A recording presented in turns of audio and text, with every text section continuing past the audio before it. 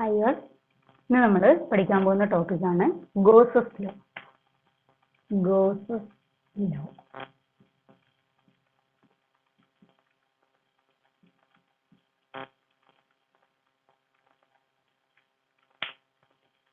Gauss's law ഏതെങ്കിലും ഒരു closed സർഫേസിനോട് associate ചെയ്തിട്ടുള്ള ഇലക്ട്രിക് ഫ്ലക്സ് കണ്ടുപിടിക്കാനാണ് നമ്മൾ ഗോസസ് ലോ ഉപയോഗിക്കുന്നത്. വളരെ ഈസി ആയിട്ട് നമുക്ക് ക്ലോസ്ഡ് സർഫേസിനുള്ള ഫ്ലക്സ് കണ്ടുപിടിക്കാം.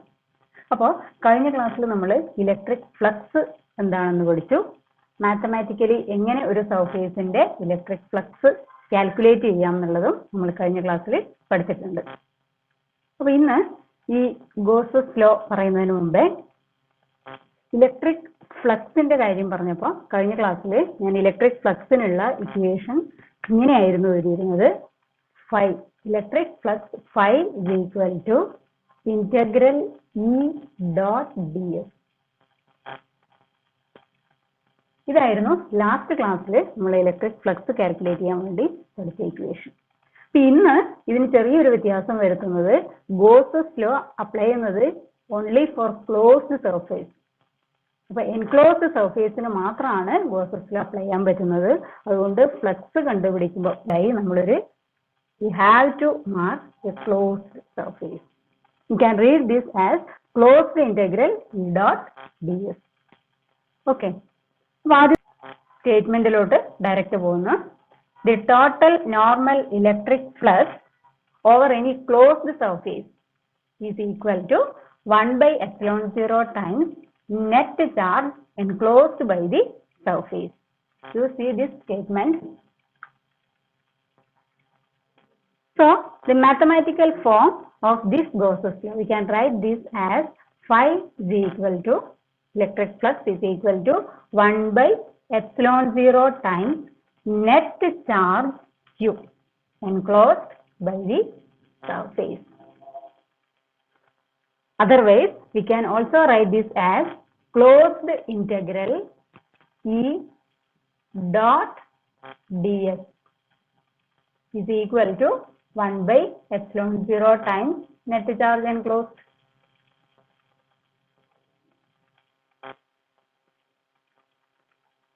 അപ്പോൾ ഇത് നമുക്ക് ഗോസസ് ലോയിന് പുതിയൊരു സ്റ്റേറ്റ്മെന്റും കൂടി കിട്ടി. കഴിഞ്ഞ ക്ലാസ്സിൽ നമ്മൾ പഠിച്ചു electric flux is the surface integral of electric field.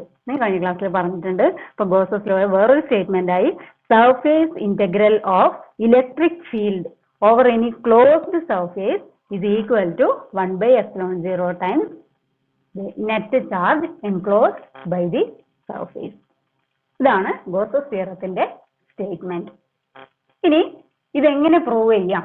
Gauss's ലോന്റെ പ്രൂഫ്. അപ്പൊ പ്രൂഫിന് consider a point charge Q.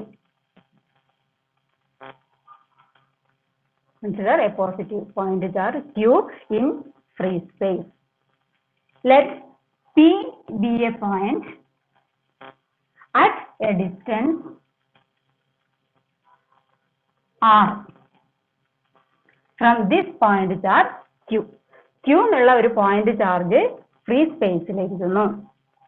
ആ പോയിന്റ് ചാർജിന് R അകലത്തിൽ P എന്നുള്ള ഒരു പോയിന്റ് നമ്മളിവിടെ ലൊക്കേറ്റ് ചെയ്തിട്ടുണ്ട്. നമുക്കറിയാം electric field intensity, the direction of electric field intensity is always outward. Positive charge ഉള്ള പോയിന്റ് ചാർജ്, അപ്പൊ ഇലക്ട്രിക് ഫീൽഡിന്റെ ഇന്റൻസിറ്റി എപ്പോഴും വെളിയിലോട്ട് വരക്കും. ഇനി consider an elementary area, A small elementary area ds around the point P.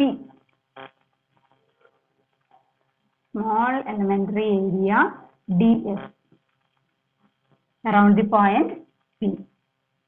The direction of area vector ds is also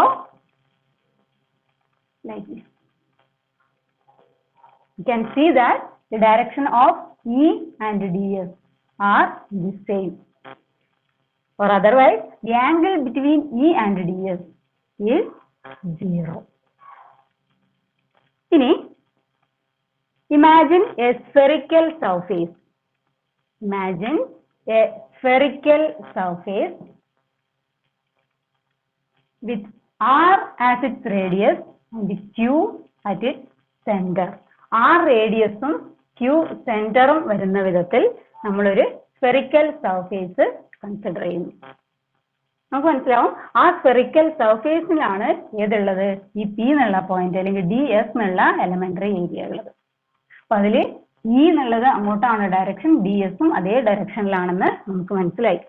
അപ്പൊ ഇപ്പൊ നമ്മൾ മാർക്ക് ചെയ്ത ഈ സ്ഫെറിക്കൽ സർഫേസിനെ നമ്മൾ ഗോസിയൻ സർഫേസ് എന്ന് പറയും. നമ്മൾ കൺസ്ട്രക്ട് ചെയ്ത ഒരു സർഫേസ് ഗോസിയൻ സർഫേസ്. അപ്പൊ ഈ കേസിൽ അതിന്റെ ഷേപ്പ് സ്ഫെറിക്കൽ ഷേപ്പ് ആണ്. അപ്പൊ നിങ്ങൾക്കൊരു സംശയം വരാം, എന്തുകൊണ്ട് സ്ഫെറിക്കൽ ഷേപ്പ്, സ്ഫെറിക്കൽ സർഫേസ് തന്നെ യൂസ് ചെയ്തു, വേറെ പല ഷേപ്പുകളില്ലേ, പല സർഫേസ്, പലതരത്തിലുള്ള സർഫേസ് വരക്കാൻ പാടില്ലേ എന്നുള്ളൊരു സംശയം വരാം. അപ്പൊ ഈ ഗോസിയൻ സർഫേസ് എപ്പോഴും സർഫേസ്, ഒരു ക്ലോസ്ഡ് സർഫേസ് ആയിരിക്കണം. അപ്പൊ അതിന് ഏത് ആർബിട്രറി ഷേപ്പ് വേണമെങ്കിലും ആകാം. ഈ കേസിൽ സ്ഫെറിക്കൽ സർഫേസ് നമ്മൾ എടുത്തത്, അത് ഓരോ തരത്തിലുള്ളതിന് ഓരോ ഷേപ്പ്, ഓരോ കണ്ടീഷൻ അനുസരിച്ച് നമ്മൾ ഓരോ സർഫേസാണ് എടുക്കുന്നത്. അത് എങ്ങനെയാന്ന് പിന്നെ പറയാം. അപ്പൊ ഇവിടെ ഈ സ്ഫെറിക്കൽ സർഫേസിന്റെ മേലെ ഞാൻ വേറൊരു പോയിന്റ് മാർക്ക് ചെയ്തു. ഇതാ ഇവിടെ വേറൊരു പോയിന്റ്. ആ പോയിന്റിനെ അറൗണ്ട് വീണ്ടും ഒരു എലമെന്ററി ഏരിയ DS മാർക്ക് ചെയ്തു, എലമെന്ററി ഏരിയ. ഇവിടെ നമുക്കറിയാം റേഡിയസ് R റേഡിയസ് തന്നെയാണ്. Electric field intensity radially outwards. The area vector of this elementary area is always, അതും ഇങ്ങോട്ട് തന്നെ നോർമൽ ഏരിയ വെക്ടറിന്റെ ഡയറക്ഷനും ഇങ്ങോട്ട് തന്നെ അതേ ഡയറക്ഷനിൽ തന്നെ. അപ്പൊ ആ ഒരു സ്ഫെറിക്കൽ സർഫേസിൽ, ആ ഒരു ഗോസിയൻ സർഫേസിൽ ഏത് പോയിന്റ് എടുത്തു കഴിഞ്ഞാലും എല്ലാ സ്ഥലത്തും magnitude of E is same. E എന്നുള്ളതിന്റെ മാഗ്നിറ്റ്യൂഡ് സെയിം ആയിരിക്കും. അതുപോലെ angle between E and DS, electric field ഇന്റൻസിറ്റിയും ആ ഏരിയ വെക്ടർ DS ഉം അതിനിടയിലുള്ള ആംഗിൾ ഇവിടെ 0 ആയിരുന്നു, ഇവിടെയും 0 തന്നെ. നമുക്ക് ഏത് പോയിന്റ് എടുത്താലും എല്ലായിടത്തും അത് ഒരുപോലെയാണെന്ന് മനസ്സിലായി. അപ്പോ ഫ്ലക്സ് കാണാനുള്ള ഇക്വേഷനിൽ phi is equal to closed integral E dot ds ആണ്.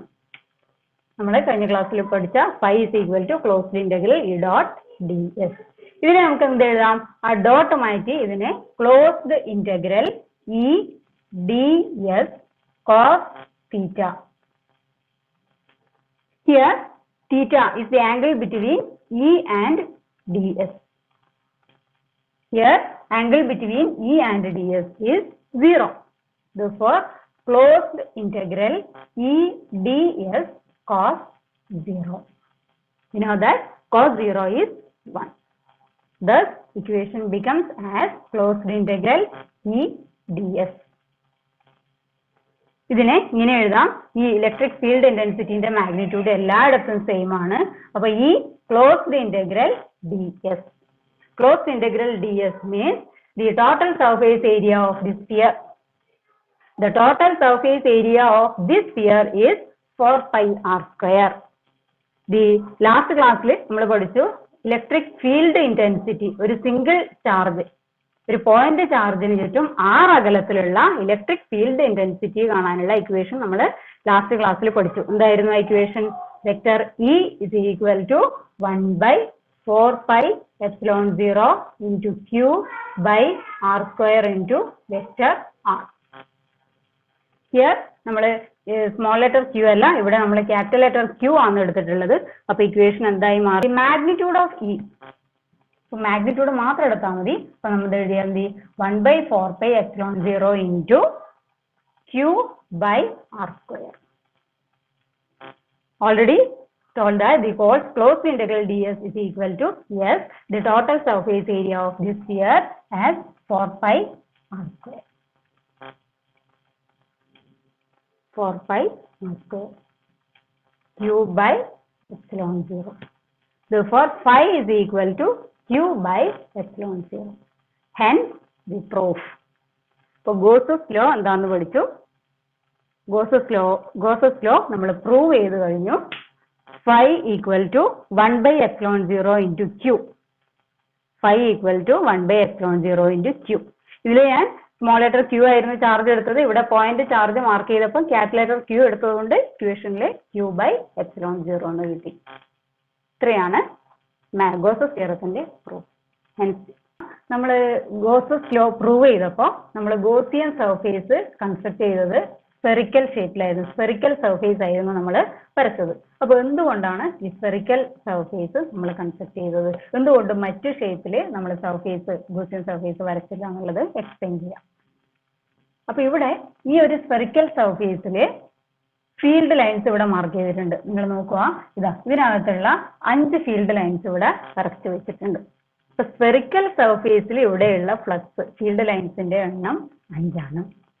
ഇനി ആ ഷേപ്പ് അല്ല നമ്മൾ യൂസ് ചെയ്തത്, നമ്മൾ വരച്ചത് ഏതെങ്കിലും ഒരു ആർബിട്രറി ഷേപ്പ്. ഫോർ എക്സാമ്പിൾ ഇത് ഇങ്ങനെയുള്ള ഒരു ഷേപ്പാണ് ക്ലോസ്ഡ് സർഫേസ്.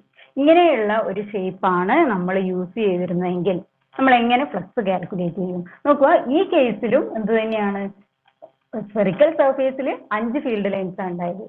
അതേ ഫീൽഡ് ലൈൻസ് തന്നെയാണ് ഈ ഒരു ഷേപ്പ് എടുത്തപ്പോഴും നമുക്ക് കിട്ടിയത്. അതേ 5 എണ്ണം തന്നെയാണ് ഇവിടെ ഉള്ളത്. അപ്പൊ ഏത് ഷേപ്പ്, ഏത് ഗോസിയൻ സർഫേസ് ഏത് ഷേപ്പിൽ നമ്മൾ വരച്ചു കഴിഞ്ഞാലും ഫ്ലക്സിന് ഒരു മാറ്റവും ഇല്ല എന്ന് മനസ്സിലായി. സ്ഫെറിക്കൽ സർഫേസ് എടുത്താലും ഈ സർഫേസ് എടുത്താലും ഫ്ലക്സ് ഒരുപോലെയാണ്. പിന്നെ എന്തുകൊണ്ട് നമ്മൾ സ്ഫെറിക്കൽ സർഫേസ് എടുത്തു നോക്കാം. നമ്മൾ സ്ഫെറിക്കൽ സർഫേസ് എടുത്തപ്പോൾ magnitude of E is same at every point on the spherical surface. Also the angle between E and ds, ഏത് പോയിന്റ് എടുത്തപ്പോഴും ഇയും dsഉം ഇതിനിടയിലുള്ള ആംഗിൾ എല്ലാ സ്ഥലത്തും എല്ലാ പോയിന്റിലും സെയിം ആയിരുന്നു, അവിടെ 0 ആയിരുന്നു. ഇനി ഈ ഒരു സർഫേസ് എടുക്കുമ്പോൾ നമുക്കറിയാം, ഈ ഫിഗർ നമുക്ക് മനസ്സിലാവും, ഇലക്ട്രിക് ഫീൽഡ് ഇന്റൻസിറ്റി എല്ലാ പോയിന്റിലും ഒരുപോലെ അല്ല. ഇനി നോക്കുക, ഇതെന്ന് മനസ്സിലാവും angle between E and ds, ഇയും dsഉം എല്ലാ പോയിന്റിലും അതിനിടയിലുള്ള ആംഗിൾ തീറ്റ സെയിം അല്ലാന്ന് മനസ്സിലായി. അങ്ങനെയാണെങ്കിലും നമുക്ക് എന്ത് കാൽക്കുലേറ്റ് ചെയ്യാം, ഫ്ലക്സ് കാൽക്കുലേറ്റ് ചെയ്യാം. പക്ഷെ it is very difficult to calculate the electric flux. അപ്പോൾ സ്ഫെറിക്കൽ സർഫേസ് ആയിട്ട് നമുക്ക് എളുപ്പത്തിൽ കാൽക്കുലേറ്റ് ചെയ്യാൻ പറ്റി. ഇതാവുമ്പോൾ ഭയങ്കര ബുദ്ധിമുട്ടായതുകൊണ്ടാണ് നമ്മൾ സ്ഫെറിക്കൽ സർഫേസ് എടുത്തത്. അപ്പൊ നമുക്ക് മനസ്സിലായി, ഗോസിയൻ സർഫേസ് ഏത് ഷേപ്പിലായാലും അത് ഫ്ലക്സ് കാൽക്കുലേഷന് അത് ബാധിക്കുന്നില്ല.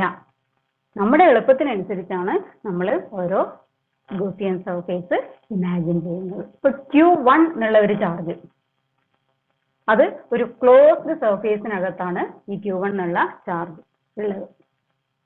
ഇതിന് വെളിയിൽ മറ്റൊരു ചാർജായ Q2 വെച്ചിരിക്കുന്നു. അപ്പോൾ ഈ Q1 എൻക്ലോസ് ചെയ്തിരിക്കുന്ന ഈ ക്ലോസ്ഡ് സർഫേസിനകത്തുള്ള ഫ്ലക്സ് നമ്മൾ കാൽക്കുലേറ്റ് ചെയ്യണം. പിന്നെ ചോദ്യം, ഈ ക്ലോസ്ഡ് സർഫേസിനകത്തുള്ള ഫ്ലക്സ് നമ്മൾ കണ്ടുപിടിക്കുമ്പോൾ വെളിയിലിരിക്കുന്ന Q2 എന്നുള്ള ചാർജ് ഇതിനെ അഫക്റ്റ് ചെയ്യുന്നുണ്ടോ? നമുക്കറിയാം ഗോസസ് ലോ എൻക്ലോസ്ഡ് സർഫേസിന് മാത്രം, അപ്പൊ അതിന് വെളിയിലാണ് Q2 എന്നുള്ള ചാർജ് ഉള്ളത്. അപ്പൊ നമുക്കറിയാം Q2 കൊണ്ടുള്ള ഫീൽഡ് ഇന്റൻസിറ്റിയിലാണ് ഈ ക്ലോസ്ഡ് സർഫേസ് ഇരിക്കുന്നത്. അപ്പൊ അതിന്റെ എഫക്റ്റ് ഇതിന് കാണുമോ? ഇല്ല. കാരണം എന്താണ്? ഇപ്പൊ നോക്കാം, Q2ന്റെ ഫീൽഡ് ലൈൻസ്, 3 ഫീൽഡ് ലൈൻസ് ഈ ക്ലോസ്ഡ് സർഫേസിനകത്ത് കൂടി വെളിയിലേക്ക് പോകുന്നുണ്ട്. അപ്പൊ 3 ഫീൽഡ് ലൈൻസ് ആണ് ഇതിനകത്തേക്ക് വരുന്നത്. അതേ 3 ഫീൽഡ് ലൈൻസ് ഈ വഴി വെളിയിലേക്ക് പോകുന്നു. അപ്പൊ ഇൻകമിങ് ഫ്ലക്സ് എത്രയാണോ അതും ഔട്ട് ഗോയിങ് ഫ്ലക്സും ഈക്വൽ ആണ്. ഇൻകമിങ് ഫ്ലക്സും ഔട്ട് ഗോയിങ് ഫ്ലക്സും ഈക്വൽ ആയതുകൊണ്ട് നമുക്ക് പറയാം ഇതുകൊണ്ടുള്ള എഫക്റ്റ്, ടോട്ടൽ നെറ്റ് ഫ്ലക്സ് എന്ന് പറയുന്നത് 0 ആണ്. ഇപ്പൊ നോക്കാം, ഈ Q1ന്റെ ഫീൽഡ് ലൈൻസ് നോക്കാം. പോസിറ്റീവ് ചാർജ്, പോസിറ്റീവ് ചാർജ് ആണെങ്കിൽ ഫീൽഡ് ലൈൻസ് എല്ലാം വെളിയിലേക്ക് വരച്ചിട്ടുണ്ട്. ഈ എൻക്ലോസ്ഡ് സർഫേസിന് വെളിയിൽ ഇനി എത്ര ചാർജ് ഉണ്ടെങ്കിലും അത് ഇതിനെ എഫക്റ്റ് ചെയ്യുന്നില്ല എന്ന് നമുക്ക് മനസ്സിലായി. ഈ ഒരു എക്സാമ്പിൾ എടുക്കാം. ഒരു സർഫേസ്, ക്ലോസ്ഡ് സർഫേസ്, ഇതിനകത്ത് ചാർജ് +5 മൈക്രോ കൂളം ഉള്ള ചാർജ്, -3 മൈക്രോ കൂളം. ഇത് ഈ സർഫേസിനകത്താണ് ഉള്ളത്. ഇതിന്റെ വെളിയിൽ, ഈ സർഫേസിന് വെളിയിൽ വേറൊരു ചാർജായ 2 micro Coulomb plus 2 micro Coulomb ഇതിന് വെളിയിലുണ്ട്. അപ്പൊ ഇതിന്റെ ടോട്ടൽ ഫ്ലക്സ് എന്ന് പറയുന്നത് എത്രയാണ്? ഈ ക്ലോസ്ഡ് സർഫേസിലുള്ള 5 - 3 ചെയ്താൽ നമുക്ക് എത്ര കിട്ടും? 2 മൈക്രോ കൂളംബ്. 2 മൈക്രോ കൂളംബ് കിട്ടി. ഇത് ഇതിനെ എഫക്ട് ചെയ്യുന്നേ ഇല്ല. അപ്പൊ ഫ്ലക്സ് കാണാൻ phi = Q/ε0, 2 മൈക്രോ കൂളംബ് ε0 എന്ന് കിട്ടും. പിന്നെ നമ്മൾ ഗോസസ് ലോ, അതിന്റെ സ്റ്റേറ്റ്മെന്റ് അത് പ്രൂവ് ചെയ്ത് കഴിഞ്ഞു.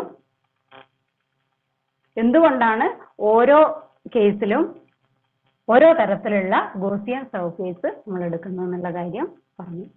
അടുത്ത ക്ലാസ്സിൽ ഗോസസ് ലോന്റെ വളരെ ഇൻട്രസ്റ്റിംഗ് ആയിട്ടുള്ള ആപ്ലിക്കേഷൻസ് നമ്മൾ പഠിക്കും. അപ്പൊ അതിൽ നമ്മൾ ഓരോ ഷേപ്പിനുള്ള ഇലക്ട്രിക്, ഞാൻ പറഞ്ഞു ഫ്ലക്സിനേക്കാളും ഫ്ലക്സ് തരുന്നുണ്ട് ഗോസസ് ലോ, ക്ലോസ്ഡ് സർഫേസിനുള്ള ഫ്ലക്സ് തരുന്നുണ്ട്.